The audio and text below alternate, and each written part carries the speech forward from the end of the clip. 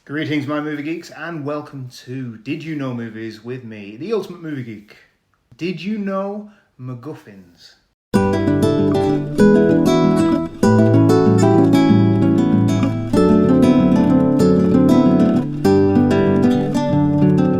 They can be anything: the Ark, a big wad of cash, a suitcase with a battery and some bulbs, or a piece of jewellery. There are markings. It's some form of Elvish. What is a MacGuffin, and how does it work? The MacGuffin is, in fiction, an object, device, or even an event that drives the narrative forward. But it ends up having little or no effect on the story. A MacGuffin is something that the characters really care about, but for the audience, it is inconsequential. So let's look back at where the MacGuffin comes from. The term is credited to screenwriter Angus MacPhail and is associated with the films of Alfred Hitchcock, whom MacPhail collaborated with. The MacGuffin has been used in several of Hitchcock's films. The main thing for a MacGuffin is that it can be changed from whatever it is to something else without affecting the overall story. It can be switched. Indiana Jones is an excellent example of uses of MacGuffins. Raiders sees Indiana Jones and the Nazis on a race to find the lost Ark, but as shown in The Last Crusade, the Ark can be switched out with the Holy Grail, and the story could continue. There's only one way to find out.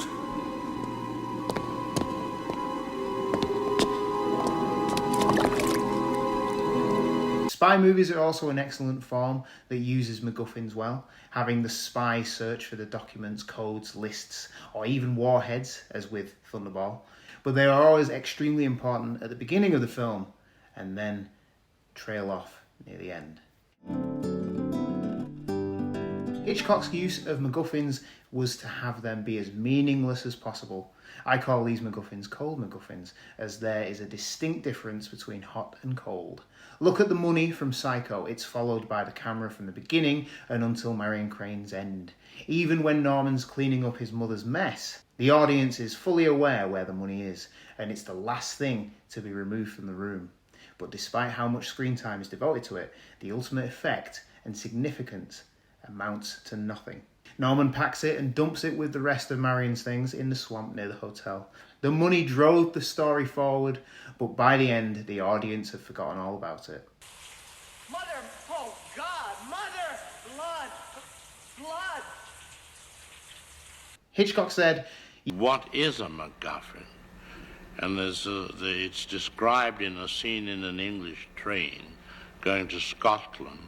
And one man says to the other opposite him, he said, "What's that package above your head there?" And the other man said, "Oh, that's a MacGuffin." He said, "Well, what is a MacGuffin?" He said, "Well, it's an apparatus for trapping lions in the Scottish Highlands." The man said, "But there are no lions in the Scottish Highlands." He said, "Then that's no MacGuffin." The MacGuffin is actually nothing at all. Another of Hitchcock's films that utilises the MacGuffin is North by Northwest. But not only is the elusive microfilm a MacGuffin, the identity of George Kaplan is a part of the MacGuffin that, along with the microfilm, are catalysts for the entire story. But not only do they amount to nothing, they can be switched out for a different thing. Even Thornhill need to search for something, and in this case, the MacGuffin is the microfilm. It could have been anything, because all it really needs to do is to give us the character development and something for them to search for and grow closer while searching for it. For the audience, the microfilm takes a backseat to the blooming relationship of Thornhill and Eve, and the MacGuffin puts them into those scary and exciting situations. But in the end, it's thrown aside and is irrelevant.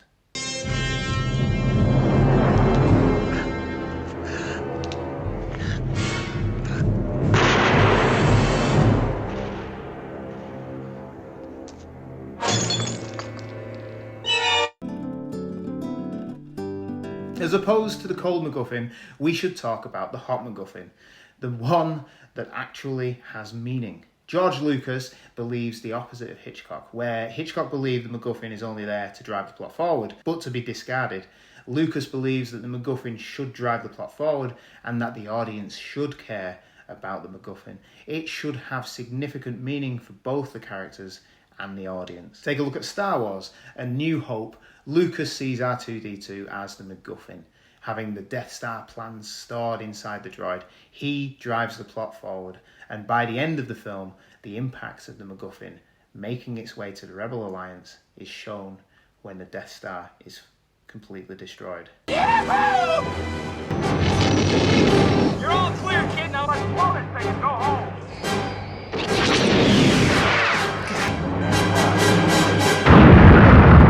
The plans in Star Wars are completely against what Hitchcock would deem a MacGuffin, because the plans do not lose significance to the audience or the plot.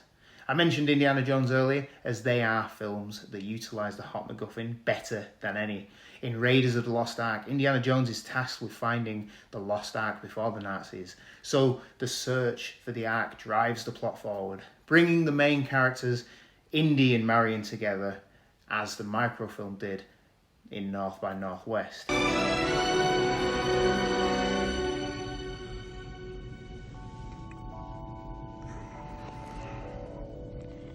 Jones.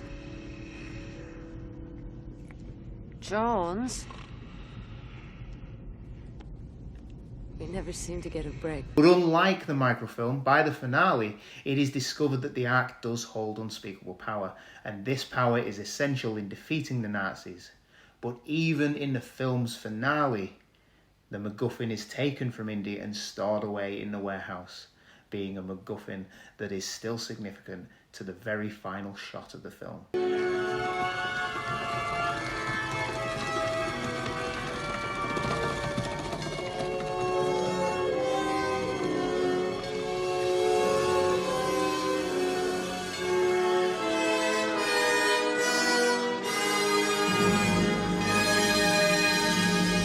Arguably, and Lucas has said this, the Lost Ark is a perfect example of a MacGuffin, saying the Ark of the Covenant was perfect. The Shankara stones were way too esoteric. The Holy Grail was sort of feeble, but at the same time we put the Father in there to cover for it.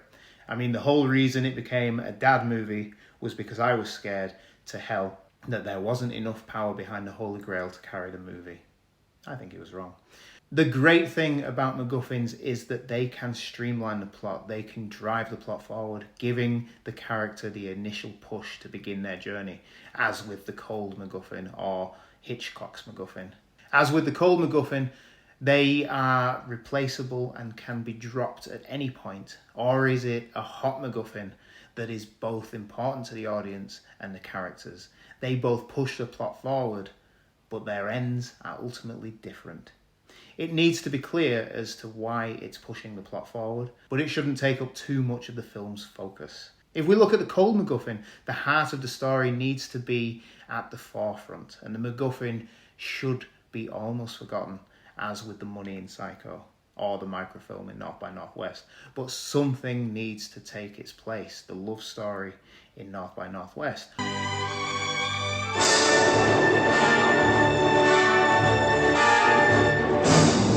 If we look at the hot MacGuffin, the audience needs to care about it and what stakes are associated with it and what secrets it holds. Again, if we look at Indiana Jones or The Ring from Lord of the Rings trilogy, these MacGuffins are significant throughout the films, making the audience care and have an impact on the outcome of the stories. The Grail saves Henry Jones Jr. at the end of Last Crusade, and the destruction of the ring destroys Sauron once and for all.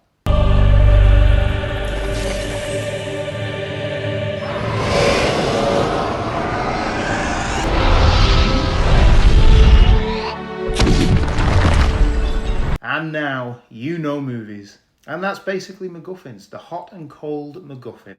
What's your favourite MacGuffin? Do you prefer the hot or cold MacGuffins? Let me know in the comments below, and I'll see you next time for another Did You Know Movies.